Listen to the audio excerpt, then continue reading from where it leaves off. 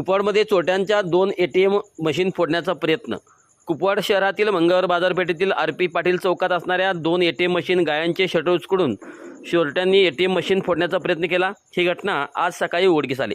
कुपवाड शहरातील अत्यंत गजबजलेल्या मंगळवार बाजारपेठेत देशभक्त RP पाटील चौकात असणाऱ्या 2 ATM मशीन गायांचे शटर उचकडून अज्ञात चोरट्याने ATM मशीन फोडण्याचा प्रयत्न केला।